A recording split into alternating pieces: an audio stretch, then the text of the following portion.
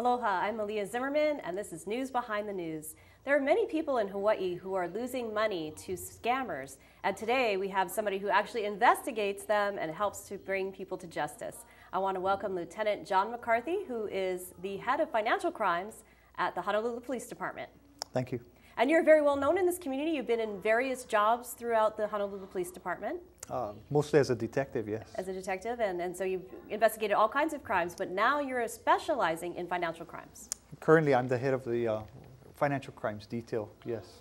So tell us about some of the top scams going on in Hawaii. There's a whole bunch of different things going on, but people have to be really careful. There's all kinds, and they seem to ride waves. One of the most popular going on now is a Craigslist rental scams. You see sales of automobiles sometimes. That's a popular one. People offer a car for sale. The car never really exists. They'll take money, but there's always a catch to it. The scammers play to the person's needs, wants, desires, sometimes greed.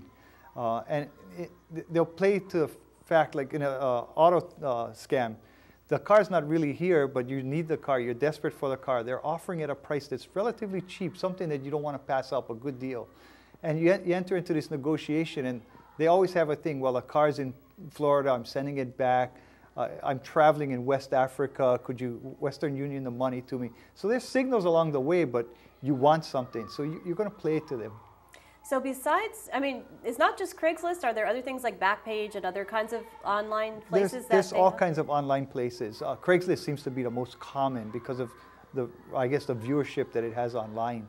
Right. So, okay, so be careful if you have, somebody offering you a car, and obviously you haven't seen the car, you haven't seen the registration and things like that. Well, like you said, going back to the rental scams, what the scammers do is they'll take the photos of a home that's listed for sale. They'll copy those photos and put them up as a rental. Normally, sometimes as low as half of the cost for the going rate. And people see that, they're desperate, they need a home. They start inquiring, and then they're asked for information. Next thing you know, they're sending money. But it's not only Craigslist. One of the more recent cases, we saw the same home listed on about 9 or 10 different rental sites, all with the same thing and all responding to the same person.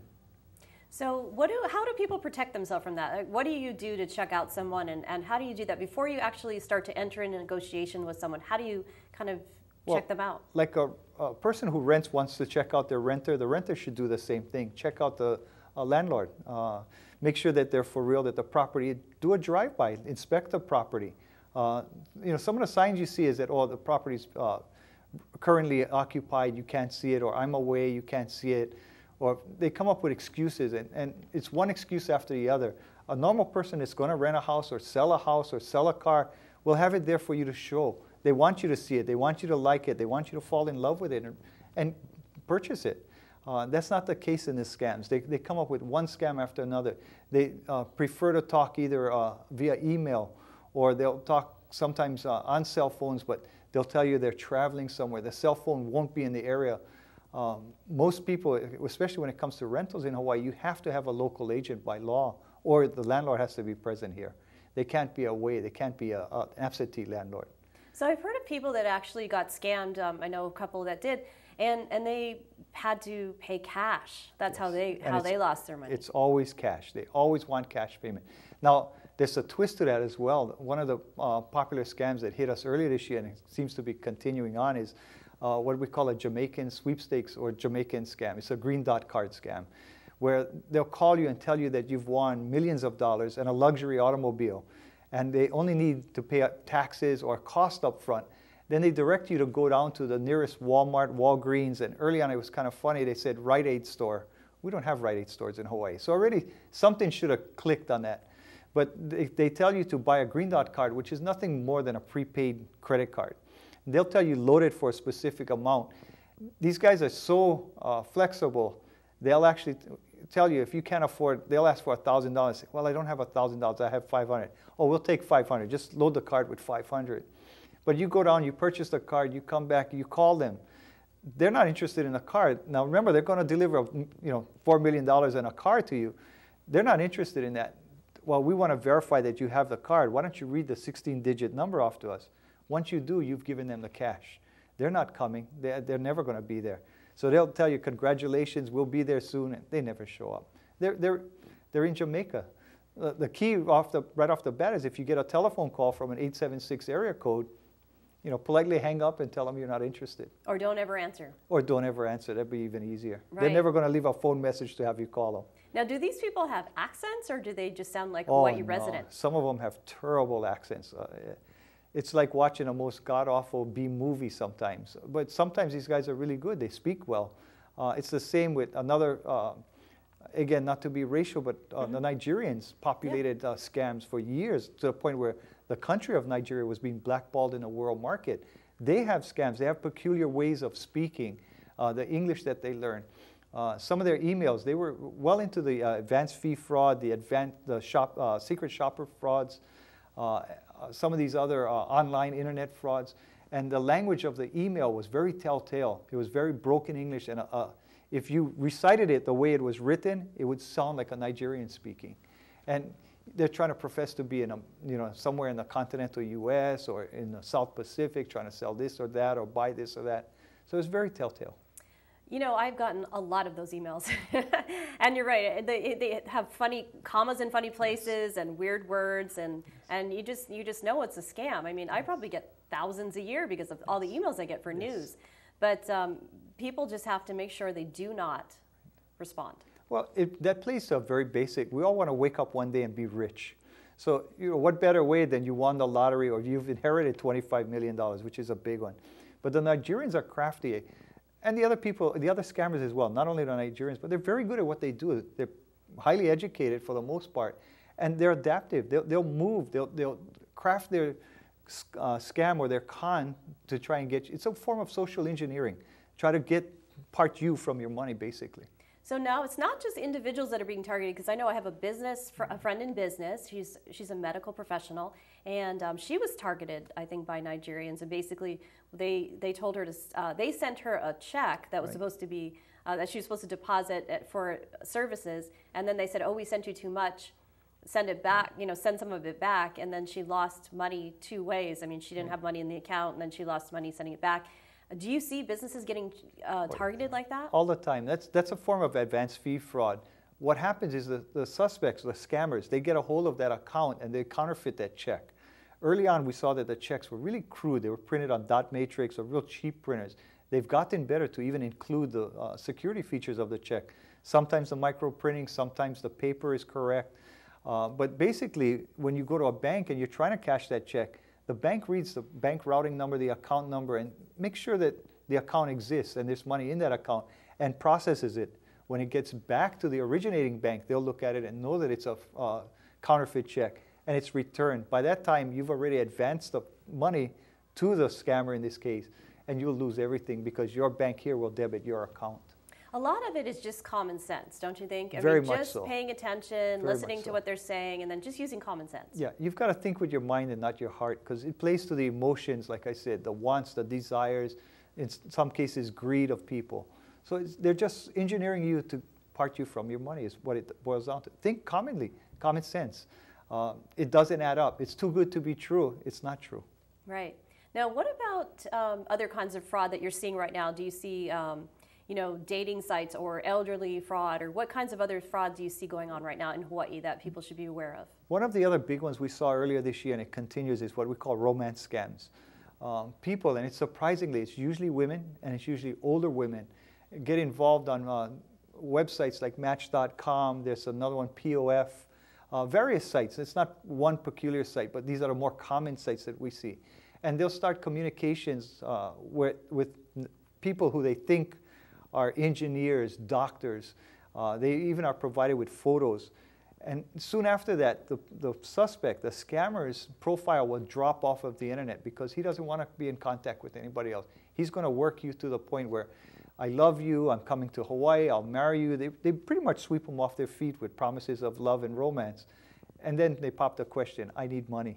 I'm here doing a job, I need money to get out of here. I'm investing in diamonds in Africa. I need the money to ship it out, and things like that. And here you are, you have this person who's trusting, and in Hawaii we tend to be more trusting.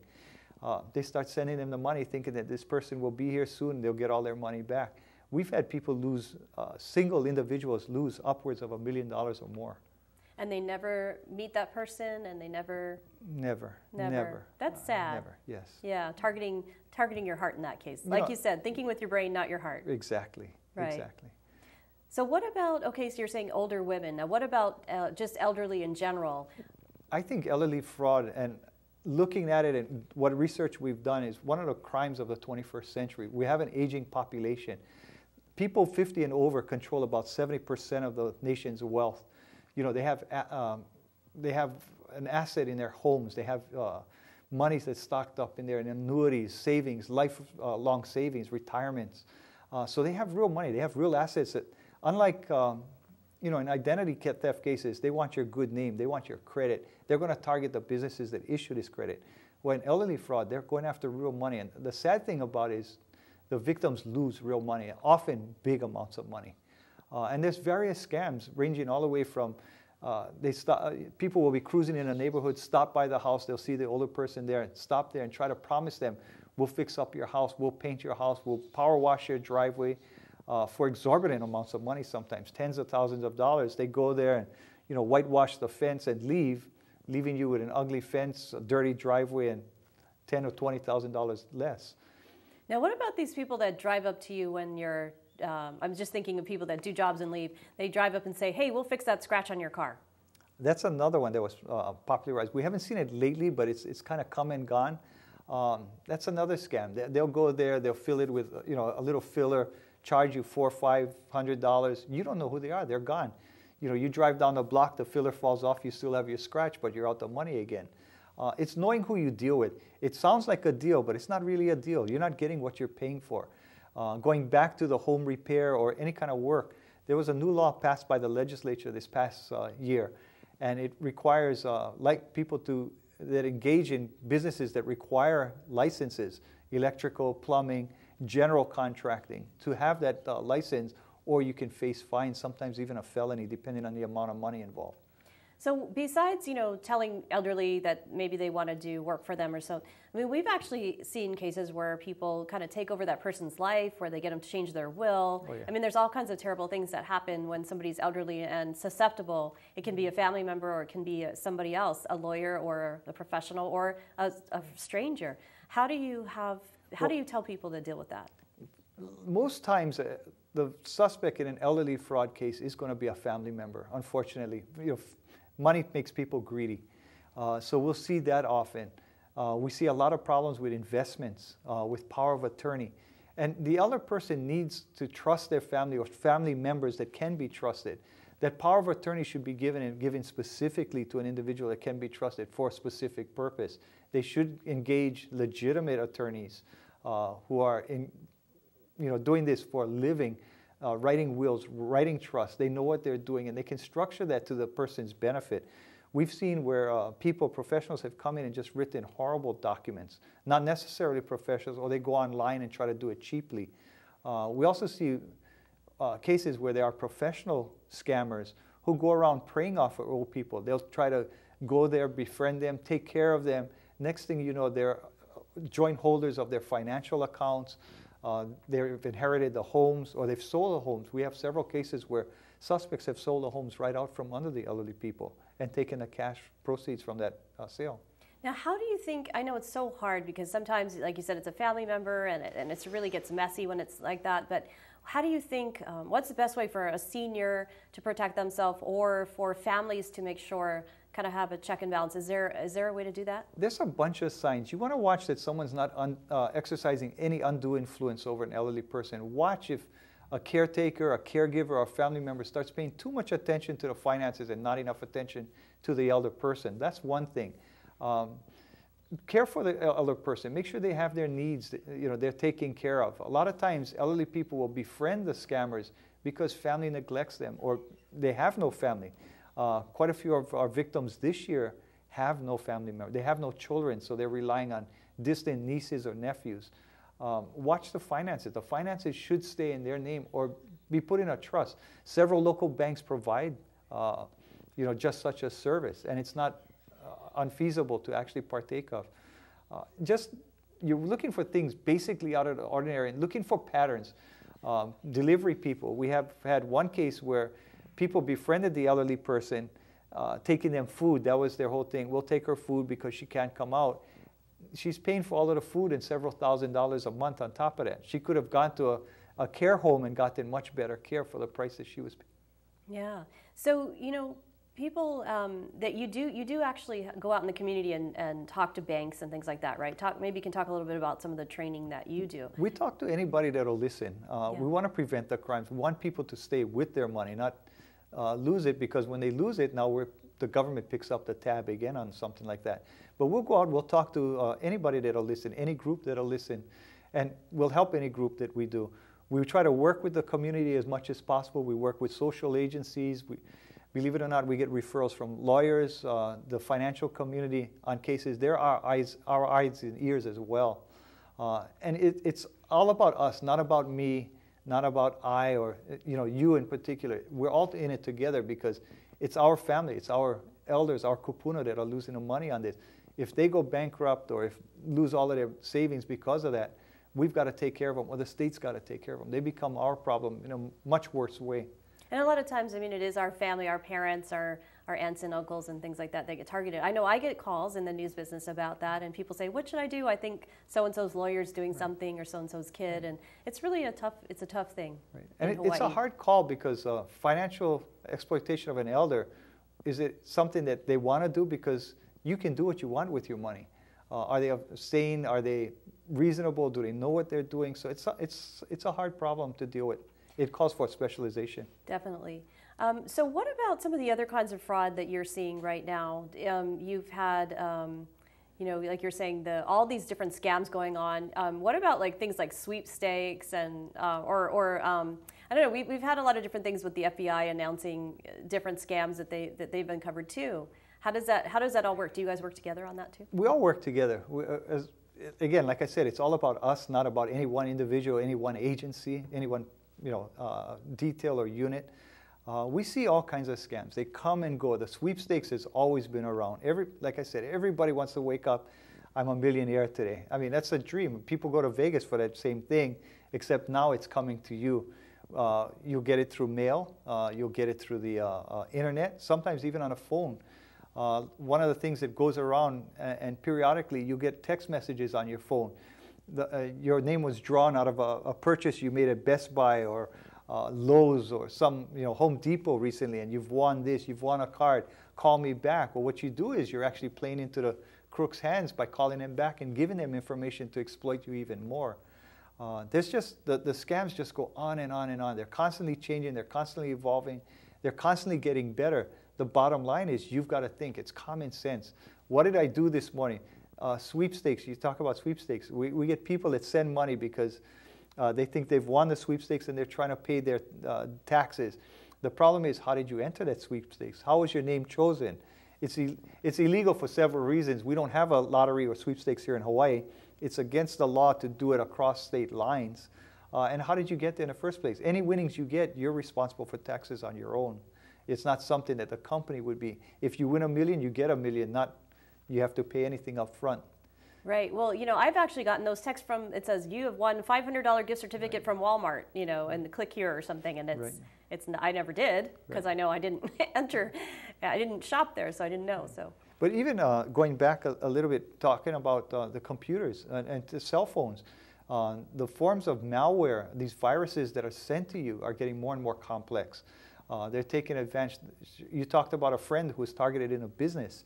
There's a form of malware called spear phishing, where they target individuals or groups for the specific reason of either they're rich, they have money that they can play with, or they're in high places of power, and the crooks want to get to that power. They want to get to that access. They want to get to that information. So they target these people with malware and try to engineer you to open it. Once they open it, you let them in, they have everything.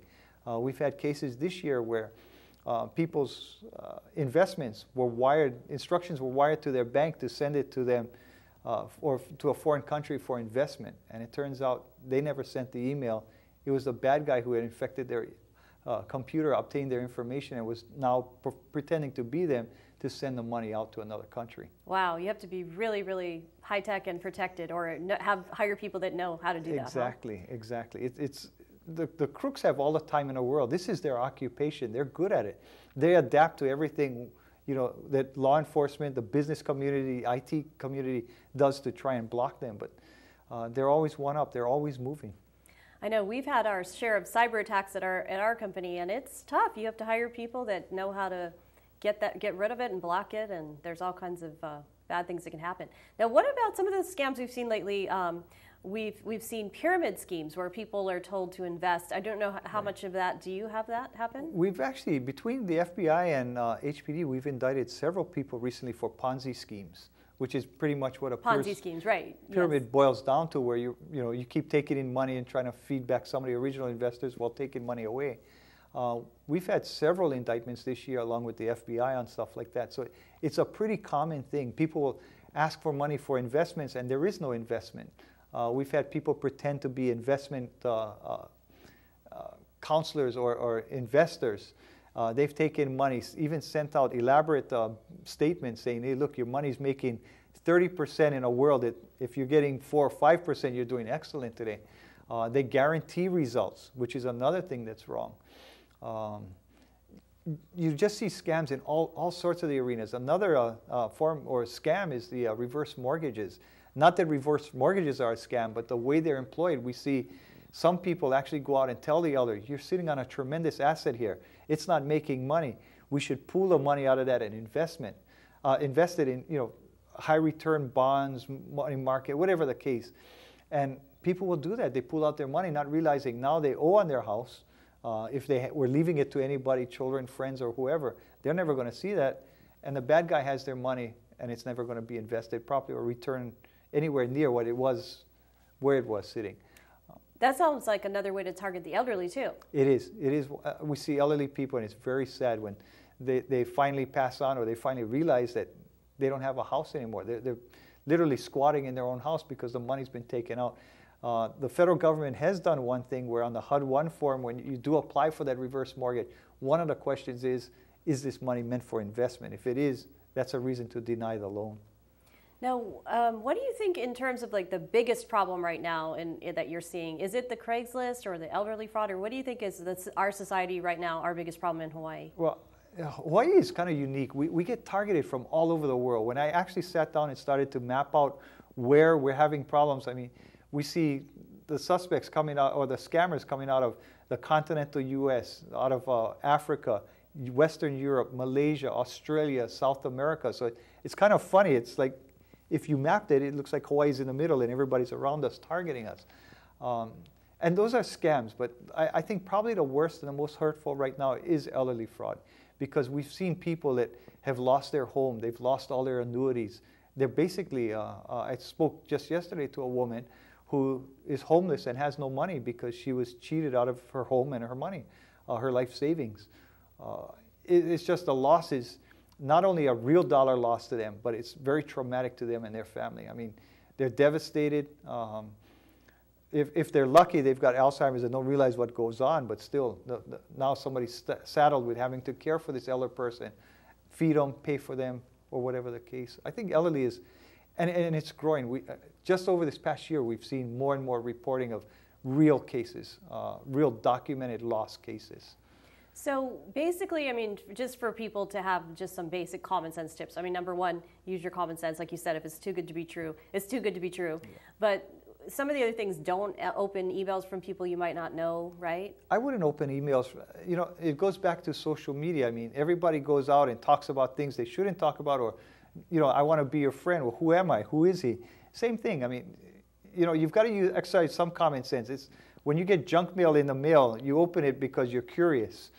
That's not necessarily a good thing. There's nothing in that mail that's going to harm you, but in an email, it certainly could harm you. You could be downloading a malware, virus, Trojan, or something that's going to hurt you in the long run. I wouldn't open any emails like that. They're just not even worth the curiosity. And spam filters are good. Spam filters are good. Firewalls, spam filters are good. Yeah. And then in terms of text, I mean, obviously don't answer a text you don't know. Don't accept a $500 gift certificate that you supposedly just won from somebody that you never entered in. You've got to think about it. It comes across on a text on your phone. Why isn't the store advertising it? This is something to get people in a store. You know, we're going to give away a $500 gift certificate to a customer. and yet you never heard of that, but you get a text for this. It's common sense again. You know, it doesn't make sense. It doesn't add up. If you get a text like that, you want to know if it's real, call the store. They'll tell you. Some companies have even taken to saying on their websites that this is a fraud. We're a victim of fraud. Don't believe in this. Don't believe in that. Right. You constantly see fraud alerts coming out and stuff like that. Yeah, you know, I've gotten things from supposedly from Target, from First Hawaiian Bank, you know, from all the different places that aren't real. I mean, they're not real. Verizon or, you know, the different companies. And I've called them and said, you know, just want to let you know. So even Outback, one of my favorite places to eat, you know, they're offering me some free thing that I want, and I know it's not true. So yeah, it's really, I guess that's how they get you, huh? You've got to exercise some self-discipline and take some responsibility, because you know that when you think about it, it's just too good to be true. What did I do to deserve this? You know, nothing. It just fell from the sky into my lap. Right, right. And so those are pretty good, you know, computer tips and things like that. But other things are, you know, like you said with the rentals. I mean, just to kind of recap everything, the rentals, you want to make sure that the person actually owns the house that's renting it to you, and just do some basic research and drive by the place and things like that. You know, you can trust but verify. Verify as much information as you can. It's funny, on the Craigslist or on the rental scams, the crook will ask you, he'll ask you your name, your date of birth, and things that they don't need for a rental. He doesn't need that kind of information. Something's wrong. All you got to do is think about it. Just exercise some good judgment, accept some responsibility, and use common sense. And the same thing with the cars, you know, like you're saying about somebody tries to sell you a car on Craigslist. Make sure it's there. Make sure you see it. You should see the car. You shouldn't buy something. You shouldn't buy anything sight unseen. You should know what you're buying. Even if when we go shopping on eBay or whatever, we know what we're buying, but we're buying it via the internet. Well, buy a car, look at the car, especially when they're saying it's here in Hawaii. Now, is there any kind of resource or internet, something on the internet? I know the FBI has tips about protecting yourself from basic things. And I know these people are always coming up with new scams, but is there a website or can Actually, you think the police department maintains two websites, the honolulupd.org, and we also have a Facebook website. And we try to put up alerts as we can to tell the people that this is a scam, don't fall to it, don't believe in it, don't answer it, that sort of thing. So we're trying to, there are also internet websites. The romance scams, for one. There's a site, romancescams.com, that will list the violators or the scammers, sometimes with pictures, and they print the emails, the correspondence. Wow, that's really good. Good resource. Yeah. Well, thank you so much for coming on the show. You'll have to come on again because you taught people so much in Hawaii about protecting themselves, and I appreciate your time. Thank you very much. Thank you. This has been News Behind the News. Aloha.